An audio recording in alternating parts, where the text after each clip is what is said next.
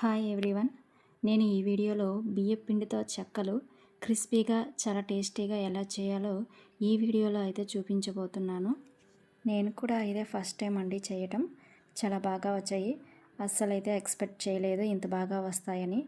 So ఎలా చేశానో మీతో షేర్ చేసుకోవాలనుకుంటున్నాను. ఇంకా లేట్ చేయకుండా ప్రాసెస్లోకి అయితే వెళ్ళిపోదాము. ముందుగా ఒక మిక్సీ జార్ తీసుకొని దానిలో ఒక 4 అల్లం ముక్కలు, ఒక 3 పచ్చిమిర్చి తీసుకొని మెత్తగా మిక్సీ పట్టుకోవాలి.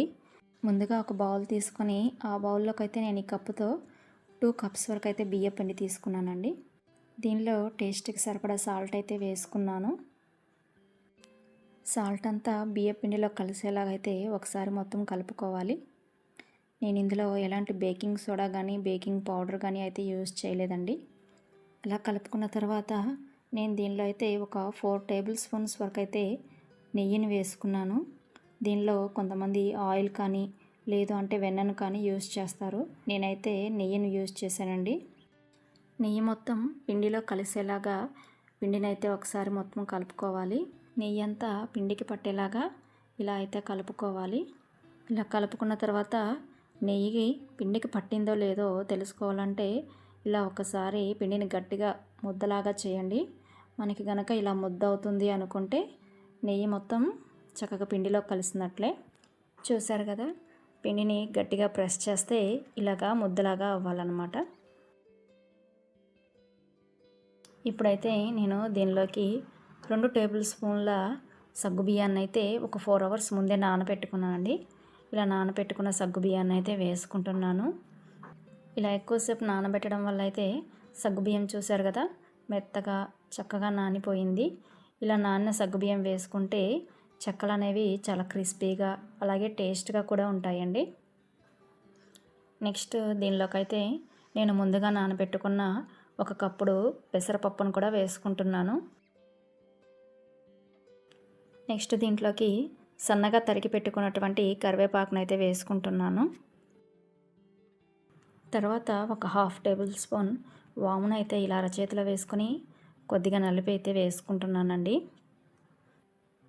తర్వాత ఇందులో మనం ముందుగా మిక్సీ పట్టుకున్నటువంటి అల్లం పచ్చిమిర్చి పేస్ట్ని అయితే వేసి కలుపుకోవాలి. చెక్కలు ఇంకొంచెం స్పైసీగా కావాలనుకునే వాళ్ళు ఇందులోనే ఇంకో 2 పచ్చిమిర్చి ఎక్కువ వేసుకున్నా పర్వాలేదు.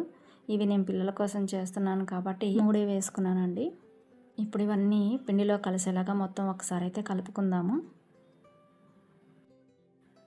ఇలా కలుపుకున్న తర్వాత ఇందులో వేడి చేసి పెట్టుకున్నటువంటి నీళ్లు కొద్దిగా పోసుకుంటూ పిండిని అయితే మనం చపాతీ పిండిలాగా అయితే కలుపుకోవాలి.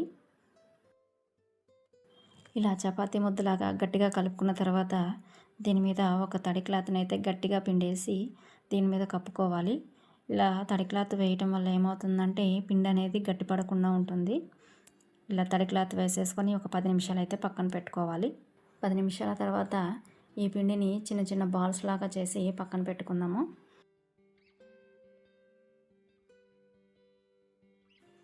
మొత్తం పిండి కాకుండా ముందు కొంచెం పిండిని ఇలా బాల్స్లా చేసి పెట్టుకొని మిగిలిన పిండి మీద ఇలా తడి క్లాత్తో కవర్ చేసేసుకోవాలి.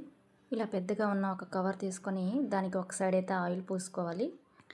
ఇలా ఆయిల్ మొత్తం స్ప్రెడ్ చేసేసుకొని దీని మీద మనం బాల్స్ చేసుకున్నాం కదా, ఆ బాల్స్ని ఇలాగా కొంచెం డిస్టెన్స్ తోటి అక్కడొకటి ఇలా పెట్టుకోవాలి. ఇలా నేను 6 పిండి ముద్దలను అయితే పెట్టేసుకున్నాను. ఇలా పెట్టేసుకున్న తర్వాత దీన్ని ఈ కవర్ ఉంది కదా, దీన్ని హాఫ్కి ఫోల్డ్ చేసేసుకుంటున్నాను. ఈ విధంగా ఇలా ఫోల్డ్ చేసుకున్న తర్వాత ఏదైనా ఒక గిన్నె కానీ దేంతో అయినా సరే దీని మీద ఇలా ప్రెస్ చేయండి. ఈ విధంగా ప్రెస్ చేస్తే చక్కగా అన్నీ కూడా మనకి ఒకే సైజులో వచ్చేస్తాయి అన్నమాట చెక్కలు. చూసారు కదా, అన్నీ ఒకే సైజులో వచ్చేసాయి. ఈ ప్రాసెస్ ప్రకారం అయితే చెక్కలు ఒక్కళ్ళే చేసుకోవచ్చండి, ఎవరి హెల్ప్ లేకుండానే. ఇంతేనండి. ఇక ఈ చెక్కల్ని తీసుకెళ్ళి చక్కగా వేడివేడి ఆయిల్లో వేసి 2 సైడ్స్ గోల్డెన్ కలర్ వచ్చేంత వరకు వేయించుకుంటే చక్కగా క్రిస్పీగా ఉండే చెక్కలు అయితే రెడీ అయిపోతాయి. ఇంతేనండి, చెక్కలు ఎలా తయారు చేయాలో ప్రాసెస్ చూసేసారు కదా. నేను ఫస్ట్ టైం అయినా సరే అన్నీ ఎలాంటి కొలతలు లేకుండా ఉజ్జాయింపుగా వేసుకుంటూనే ట్రై చేశాను. చెక్కలు అయితే చాలా టేస్టీగా క్రిస్పీగా చాలా బాగున్నాయి. ఒక్కసారి ప్రాసెస్ ప్రకారం అయితే మీరు కూడా చేయండి. ఇంతే ఫ్రెండ్స్, మళ్ళీ ఒకసారి చెప్తున్నాను, నా వీడియో కనుక మీకు నచ్చినట్లయితే లైక్ చేసి నా ఛానల్ అయితే సబ్స్క్రైబ్ చేసుకోండి. Please subscribe my channel. Thanks for watching.